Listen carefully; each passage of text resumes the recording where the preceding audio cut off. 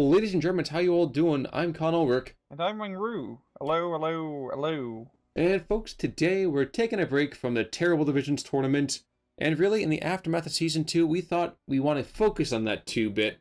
And Rang, I believe you got sent this replay from Pointe du Hoc with a 2v2, right? Yes, this was sent in by Tobaski, so thank you very much. Alright, so we're looking for some great game already. Who we have duking it out? It actually looks like we have some very, very varied divisions. They are very division-y. On the left-hand side in blue, we have Horin AH-69 Longbow, which I guess is a play on words on AH-64 Apache. Then we've got Tobaski as Commandos, Longbow's playing French. On the right-hand side, we've got Gliderperkele as 91st, and Zazaa as 352 Infantry. I don't know why, but I'm looking at that little complex of houses right there, and it struck me as like a strange insignia. I don't know what it is. Maybe it looks like the thing from Super Smash Brothers. Up north, down south, right? Up north. You can see from German positions, you have several trucks moving in. Look for the P3 in the north central part. Just behind the Panther 3. There's that little ball in the courtyard. It looks like, it should be like a Super Smash Brothers insignia. Oh, crap, it does look like a Wow. I've never seen that before, but yeah. I don't think it's on the vanilla map, but it's not for one-on-one, is it? I think it's only the 2v2 and bigger. Yeah, I think so. So, wow, that is. You just changed the rate how I sort of see this game, Con. I do what I can. I blow minds just as easy as I. Well, let's get back to the game. Let's smash. Yes, let's smash. All right, so with the particular kind of divisions under consideration here, we definitely are going to see a big infantry push from the Germans. How's it going to be looking from the French and demis though? Honestly, or SSB, excuse me. I'm sorry. This is going to be. I think it's going to be very make it or break it for both allied divisions, especially Commandos. As Commandos is very good in A phase. They got 4 goddamn Shermans in A phase. But even in B and C phase, yes, you got a lot of points in C phase. You just don't really have anything that good. So, I don't know. I don't know. I do not know. But it seems like both allied players are playing very heavy on the flanks, while the middle, even from the axis, both sides are playing very heavy on the flanks. Well, down south, there's this armored fist that's blowing holes in the German lines like they're tissue paper. Yeah. Which is weird to say that, considering the divisions under consideration here. Yeah, the problem was I can't place your name. I'm just gonna call him Perkele. He just didn't have any Panzerschrecks nearby. I mean, he's got some up north, and he's bringing one down south now. But this is, look at that, that is perfect Panzerschreck territory. You can pop like 1 or 2 tanks, and then, hide back in your... Well, and put the fear of God within the rest of them. Exactly, yeah. You gotta make him fear the Panzer. Oh, crew knocked out. This first Stuart might buy the farm. Oh yeah, it's time for the percolator. 36 knocks it out. Alright, and Ulig is going to hold the line against this armored fist that's headed his way. Yeah. Will he hold out? Probably not. He's got 3 armored vehicles, he's got 3 anti-tank grenades, and 4 armored vehicles to kill. He can do it. He just has to blow up run with 2. He has to blow up 2 of run. Well, he's going to get a couple of, small little, French tanks to kind of help him out, really to kind of sit there and backstop him just in case. Yeah, yeah. And like oh my background dancers. Gosh, Perkele is just throwing in every single thing he's got down here to the south. And in fact, I never really focused on the fact that we have 35 hours in both the 91st and 352nd, which is just weird because you just double down on having crappy tanks. Yeah, but it's in a pretty good map for those crappy tanks. It's all pretty close range fighting. So, a crappy tank at close range is as good as a not so crappy tank at close range. I think that's like the math behind it. Okay, I was gonna say I'm not sure I understood the math on that one, but I'll take your word for it, Rang. Yeah, you are the closer you get, the less crappy you are. Ah, okay. So you with all them then thou learning stuff, you are pretty sure dang smart. Yes. You were saying? No, I just said I. Well, I couldn't catch that. That thick Canadian accent of yours. And up to the north, a Sherman DD tank is just blowing apart anything in front of him. In fact, 2 Panzerjägers have come forward, and 2 Panzerjägers are going to die pretty quickly. Even more so, we have a Wildcat coming on in. Wildcat comes in, bombs away, and it's time to see old Tom. Oh damn! I was actually quite surprised I killed the Panzerjäger, yeah, but huh. Well, the Panzerjäger had already taken a lot of HP damage from the Sherman, for okay, one. fair enough, yeah. Yeah, once you get a critical with one short race, you're pretty much on death's door. Yep. Yes, sir. Yeah. But up north, I mean, Tobaski's making a bit of a breakthrough. He's got the town under his control. He's got tank advantage with Sherman DDs. So he's doing pretty good. It's just really be able to, you know, gain a nice chunk of territory in these next 5 minutes. That's his, you know, golden opportunity to do so. When he still has all those fancy commando troops that haven't run out. Because they're gonna run out. It's just inevitable, like heat death of the universe. Actually, this is first SSB. Yeah.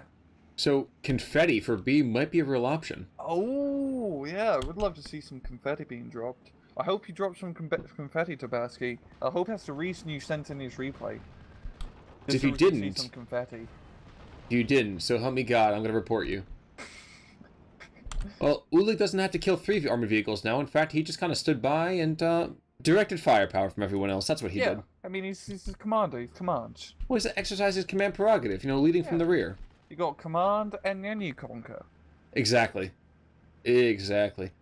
I did say the other day, actually, I was watching Paradox stream. They were streaming Command and Conquer, the original one, and I was thinking to myself, dude, just build attack dogs. What? Just build attack dogs. Yes. They were streaming commanding, like... Yes, they were streaming the oldies. Are they allowed to do that? The game is sold at this point. I think it's actually past being copywritten.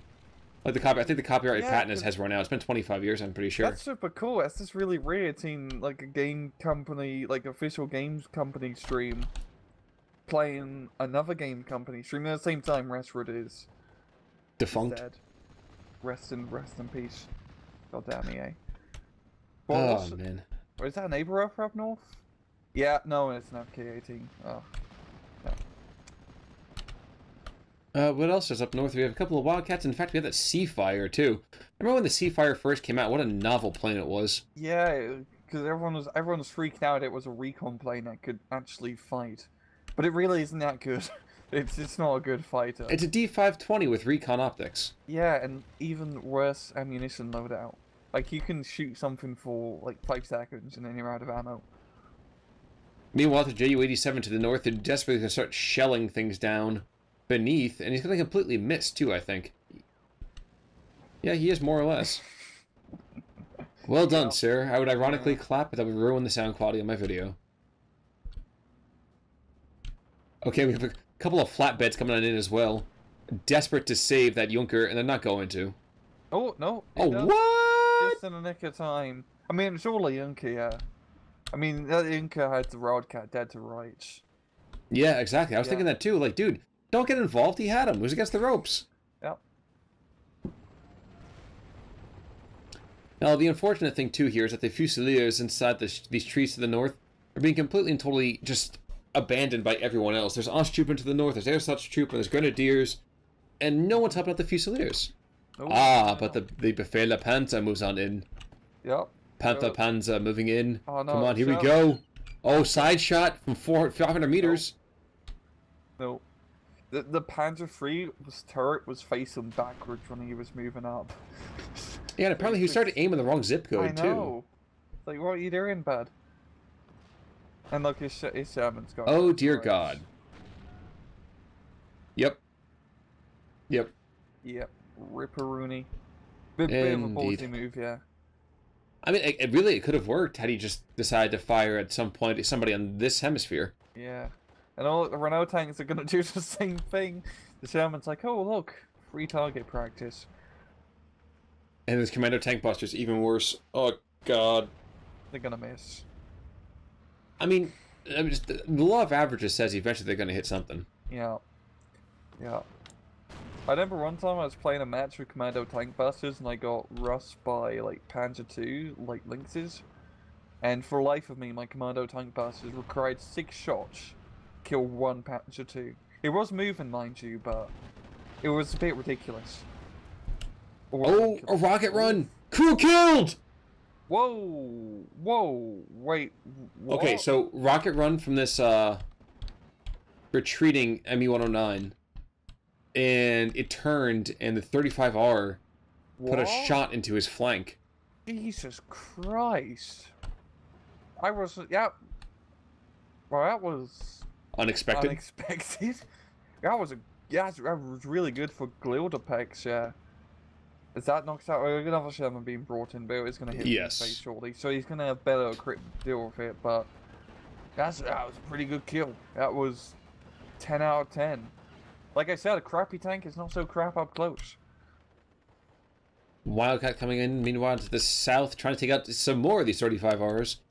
And the Germans, they've stabilized the front line, but they've lost so much initial territory that they have to really start getting on their horse to get back. Yeah, it's not too bad. They've only been losing by a plus run, and they're going to be doing much better off in the later stages of the match. It's just unit rise. So they do have the long game to play for. And they still have, you know, only 460 point odd disadvantage. That's not too bad to come back from. It's a lot of time still. True. I don't agree with some of these. Look at this big German rush coming on in here. I don't agree with some of these deployments. Yeah, it's a little passive. Maybe, yeah, it's a bit passive. Maybe he's using them to, like, he's just gonna mass them up and then push, but I guess we'll have to see. Well, considering the fact that he does not and will not have the tank advantage, I don't get why he's doing it. Yeah, it's a bit weird. He definitely needs some more anti-tank up north. Like AT guns galore. Lots of AT guns. I mean, he's got the artillery, but it's not going to help too much when Sherman's knocking down your doorstep. Knock, knock, knocking on Sherman's door. Alright. Anyway. Okay. Not thinking about that. So do we have any more tanks moving it? Nope, just more infantry. Infantry galore, more and more infantry. And the Germans, I mean, like you said in the previous match a little while ago, 52nd will just win by dint of numbers, but that's like giving an infinite amount of monkeys an infinite set of typewriters and giving them an infinite amount of time. Eventually, they will write Shakespeare, but we don't have that long. No, they only got 28 minutes and 5 seconds left to try to write Shakespeare. Yep. That's not a lot of time. I mean, at least takes like a couple hours to get through it. Exactly. I mean, like, I write in my off time. It takes a monkey 10 minutes to write what I write. And I would just assume with a conflict the size of World War II, it should take a little bit longer, but who knows? Yeah. I think World War II is at least like a light novel worth of book. Yeah, exactly. For sure. Maybe even a two-parter. Maybe even a two. Is World War II? It would be fitting to have a two-parter. Exactly. Just let's not worry about a trilogy. That might be a kind of shades of the future. But in the meantime, we will have these Wildcats continue to come in just to pound the earth like crazy. The Spitfires trying desperately to get some real opportunities here. Strangely enough, I do not understand why we're sending Spitfires and Wildcats in. Excuse me, Junker 87 in when we have enemy fighter planes right in that area. I do not agree, Sam. I am. Yeah. There's that. Oh, yeah. Zazaa up north is starting to like slow down the push a bit because by B phase Commandos is running out of steam. They just don't have all the stuff. So hopefully we'll see some bloody confetti. That'd be cool. That'd be cool indeed. But yeah, you really like. It needs some goddamn AT up north. This is a bit ridiculous. Oh, Nebelwerfer. A neighbor, exactly. Neighbor solves all problems. Yes, every problem. It does. Yeah, looking down south, things are pretty uneventful. It's just skirmishes back and forth. Yeah, which is really weird when you think about it too, considering the amount of relatively open area. All these armored vehicles should be dead. Yeah. Same time, not much AT down south from the Germans. Not even a lot of Panzerschrecks. And if you're playing Luftlande, you need all the Panzerschrecks. That's how you play Luftlande. You just Panzerschreck everything. Yep. People definitely call that's actually what their motto is, Panzerschreck or bust. Yeah, it's like an Ice Cube song. You gotta check yourself before you Shrek yourself. Ah. Exact quote to quote of how the songs actually go. Got you. Yeah, you know, nothing made up yet. Gotcha. Well, I heard the 52nd inspired Coolio for his own idea about how to run his rap career. He says you got to be bad to be good. Unfortunately, the 52nd only got halfway there. You can't just continue. That was good. That was pretty good. All right. In the meantime, though, to the north we have all these broken grenadier squads from broken homes, but they're charging anyway for the fatherland. They're moving in slowly, and they're saying, you know what? Maybe all quiet on the western front, but we're on the east now. Yeah. And it's just, you need some AT. They need like a stug. They need something because they just keep getting lots of infantry is cool. I love getting lots of infantry. It's a lot of fun to do. But in this sort of situation, We have it. Okay, you missed it. what? You missed it. Bombing Wildcat crashes and hits a jeep. Oh, I just saw this. Oh my god, that is nutty. Absolutely nutty. I love when that happens. I'm sorry. It's I realize more than a few people have just died in the digital world, but you can't help but just feel like that's. Yeah, it's like Rotor One. If you're about to crash, might as well take as many as you can with you. You don't have a parachute, nothing else to do. Yeah, it's just one of those moments. Oh, we are in fact going to see a Stroke 3 to the north. About 10 minutes late, but we'll see it nonetheless. Regardless, though, I mean, how often that happens, and then it's... You almost want to sit there and clap. Yeah, that was pretty cool. That was pretty damn cool. Have we decided whether or not, when something crashes, if that counts as a kill for the opponent or just a death? We talked about this before when the bazooka thing happened. And I couldn't recall. We have to see. I made a mental note of the time. It's about It's 16 like minutes or so. Yeah. So we will check the history of that. I think it does. But we have to check. Well, it's kind of funny. We are going to see an echelon attack over here from Longbow's, Upgun, Shermans, and Stuarts. It's a little terrifying to be on the receiving end of that. And Ulig, who's been hunkering down in this little building complex for so long, is bravely trying to rally the last bits of defense here, and it's not going to go well. They need AT. They need lots of anti-tank. Well, we have this Pack 36 slowly slinking through the forest. Yeah. Your heck, at that range, maybe the Pack 36 can get a rocket off. 300 meters, please. Oh, yes, please. Yeah, you're absolutely right. Let's see the Vaketnevuffa. I haven't seen it in like a year. Not even an exaggeration. No, I completely agree with you. I'm right. I'm there with you, my friend. He's only been 400 meters, though. Oh, God. Just hold fire. Because that would definitely kill a Sherman. And he gets seen already because we have the Spockies right there. Rip. Good night, Irene. Alright. In the north, Germans continue to bring in a huge swath of infantry again. Looks like some of that will be some grenadiers, but we have DMAs as well. So, Ersatztruppen, I believe? Yeah, it's probably just everything is point. That's just a stupid amount of infantry. Like, that's just ridiculous. That's just so much bloody grenadiers. And I'm not surprised. That's just so much infantry. You've seen the tooltip about the division. They fight the war like their ancestors did. Yeah, it's just over the top. Eventually, the enemy runs out of bullets. Eventually. I mean, the commandos is actually running out of bullets. It's actually quite funny. The Humber's out of ammo, the Sherman's out of 50 cal. Yes, but you'll see how much slower these Osttruppen take, how much longer it takes the Osttruppen to move across this open field, because they have to step over all the bodies. Mm-hmm. And now there's a +2, and there becomes to be this defense in depth that's just solidifying like crazy over here for the Allied side. I mean, geez, we have Bofors, we have Busiers, we have command cars to buff with veterancy, we have infantry, we have tanks, we have airplanes, we have mortars. What do the Germans have? Well, they've got guts. They go... And how you know they have guts? The floor. Exactly, because they're all over the floor. Yeah, this is... This is what happens when you play too much into, like, Eternal Vision too much in one, like, thing. You need to get, like, a nice mix of things. It Stugs, trading around with the Sherman, almost about to kill it. Almost. There we go. And damn. Good bit late, but now it's going to open up the northern side a bit. No, it That won't. Sherman was No, it won't. really... We have mortars. Oh god, yeah. There's 2 more mortars coming in to support that last mortar.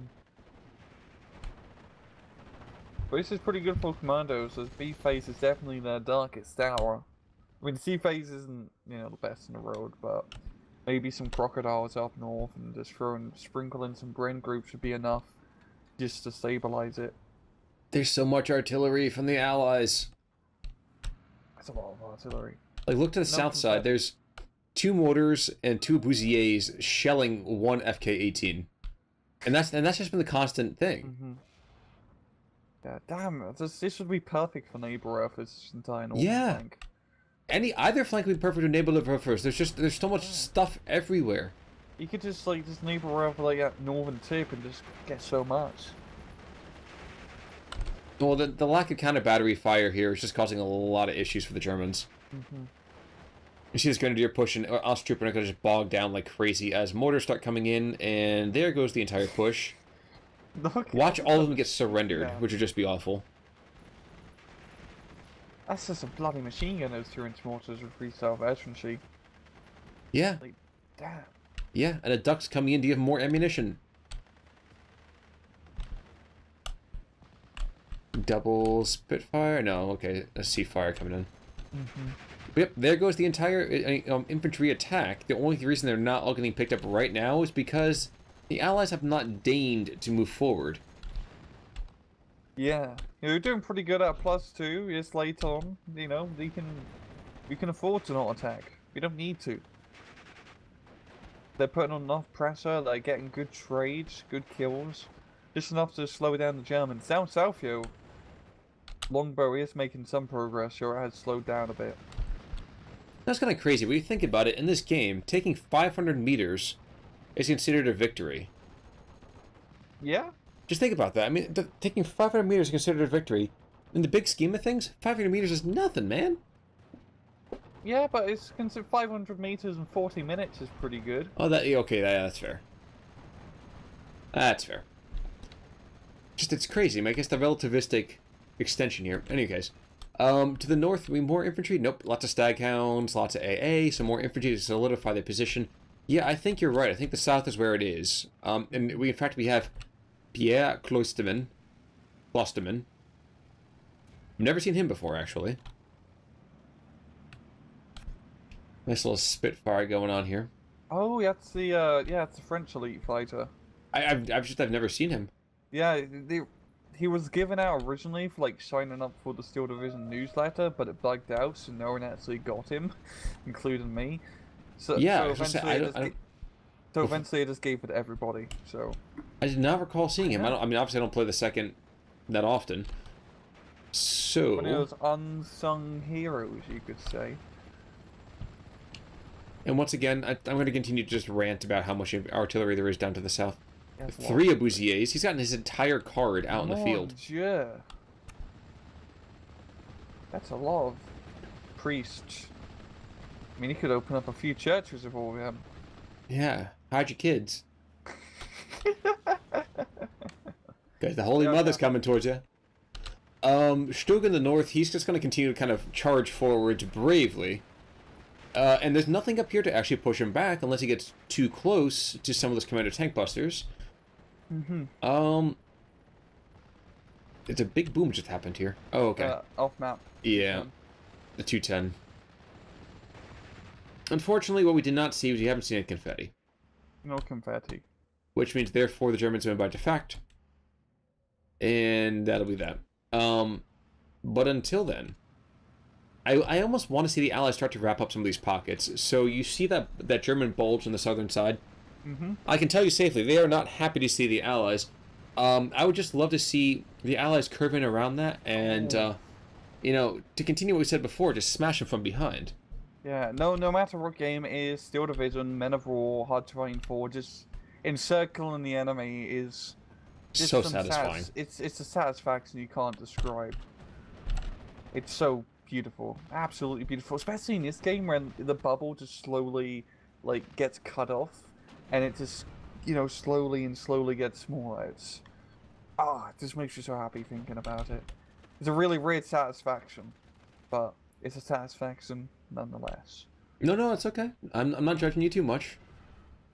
I mean, that little bulge down south is not make me too comfortable here, but it's interesting. It's definitely true. Mm-hmm.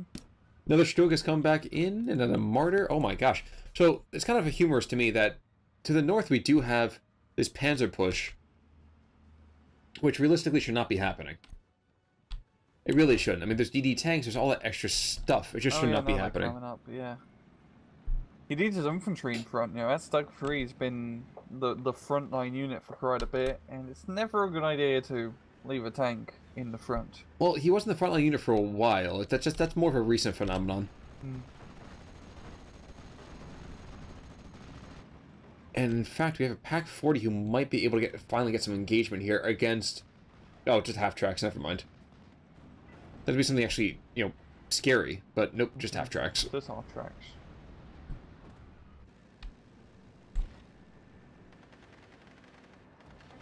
And it may not be weird to you, but it's kind of weird to me how there's a Hellcat plane and a Hellcat tank destroyer. Yeah, and they're both American too. Yeah, it was like, yeah. Man, it's just a slow workday. You couldn't think of any other names. Imagine having like a Panther tank and then a Panther plane. Yeah. Yeah, it's a bit weird. You're right, it is a bit weird. Well, and I think there's a bit of an FU happening here. Well, first of all, ground fire is probably going to take out this Junker. Yep, ground fire takes it out. An FU's out here. We have a Storch coming on in, and this little Stork, well, he's not going to be delivering no babies. Oh, no. He don't know nothing about birth and no babies. P5's coming around, and they're thirsty. Oh, no. No. There's not enough challenge. Down to the south, though, the encirclement continues. Oh, there's a 396 down to the south. Ooh, that 122. Ooh. Oh, that 122 millimeter juiciness is wonderful. Unfortunately, again, another thing that's just come a day late and $1 short. No Deutschmarks tonight. Mm-hmm. But it seems like the big problem with this match was just the lack of AT overall for both Axis players, as they allowed... Well, up north it wasn't really much of a blob, but down south it was definitely an armoured blob. Like a Guards armoured blob. Tobaski saying, push! Yeah, they just pushed in, and there's nothing to really stop the tanks, and when there's no AT to stop tanks... Oh, there's a couple of Flush Mega Fures, as well as that little pop gun in the back. But yeah, you're right, and basically an attack move, which is really all he needs, and that's exactly what's going on here. Yeah, like, I saw like a few Panther Shreks from Glider, but for Luftlande, you really, like, for Luftlande, you need to spam Panther Shreks. Funnily enough, like, your most reliable AT rapid in that division. Even more in the B3. Because you got like Panther Strike AT Infantry, and then you got the Panther Strike Recon Squads, and you just get all of them, you spread them out, and you can just pop everything super easy if you know how to just, ambush Rivian, run into an open field, etc. Wow, ground attack, ground fire just took a 2 ground attack in the 109s. Oh, oof. That's all I have to say. That's so painful. Yeah, it's very painful. But there's a lack of AT. I think the Strokes have gone down. Up north or down south? Up north. Yeah, both the Strokes to the north have gone down. Is a Mardio taking his spot? Yeah, but saying that a Martyr's taking his spot is like saying that there's going to be a new Martyr in heaven pretty soon. Yeah. And he ain't no saint. No, he's not. I can tell you, though, when he goes rolling on in, there will be no music. Alright. Might be a bit of a furball to the north. Yep, Junker 187 with those hefty 37mm cannon on it. But he's going to go down too. I mean, come on. There's a couple of Seafires. There's the Recon Seafires, regular Seafire. And now the Junker Seafire. It's just like flying a ground support aircraft in War Thunder. There's no teammates covering you. Yeah, which is why I don't really do that. That's why you just, fly the BF 109 and just get in furballs. That's how you play War Thunder. Yes, and you climb and dive and climb and dive. We do. I'm with you on that one. I have to admit, I always enjoy just taking the biplanes, the early war biplanes, just fighting in those.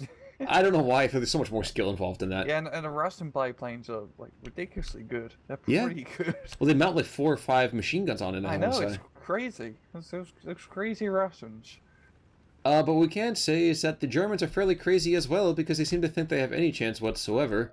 I think it's also fairly safe to say that this game's going to be ending in a mere 20 seconds. Mm-hmm, yeah. I think it's a very, very safe bet. But yeah, just overall lack of AT from the Germans definitely hinted. And maybe if they put pressure in the middle as well, that would have helped out a bit. Because this is definitely a map on the flanks, and if you were to push and put pressure on the middle, that could alleviate some of that pressure on those flanking points. KD, yeah. Yeah. I just want to take a look at history. Yeah, I'm trying to find that... It was a Jeep, right? It was a Jeep, but it got hit by... So the plane dies. Yeah, it doesn't show up on the kill list. Because the Messerschmitt shoots down the Rodcat, and then after that... Was it command? No, it wasn't. Let's take a look at losses, maybe? It's not in there. This is... No. Well, I guess it doesn't count, then. That's a shame. That's a shame, yeah. I mean, that's extra points that they could have got, but nope. But indeed, so not a lot to say other than like we said already, that should have been a heck of a lot more in the way of anti-tank, especially in the north. And I cannot help but feel the Germans would have been fine just kind of plunging through the middle and just kind of rupturing the center and kind of wrapping off both flanks. They wouldn't have been able to do it in, like, they couldn't just push through really fast because they are slower divisions, but they definitely could have put pressure, like, for sure. Well, I would say just clog up the middle with a couple of Stugs, and at that point the Stugs might be able to handle it. Yeah, they got pretty bogged down in those flanks, and they just couldn't deal with it because not enough AT. I agree. But, bit of a grab bag for Thursday right now, I think, right? We're not entirely sure what's going up just yet. Not yet. So, folks, definitely come back and check out what's going on Thursday on our channels. Until then, it's been a heck of a good time having you here. We're so happy to come and spend your time with us. Any last thoughts there, Rang? None at all for me. Sounds good. Well, folks, in that case, then, we'll see you all soon. I am Con Ulrich. Rangaroo, take it easy.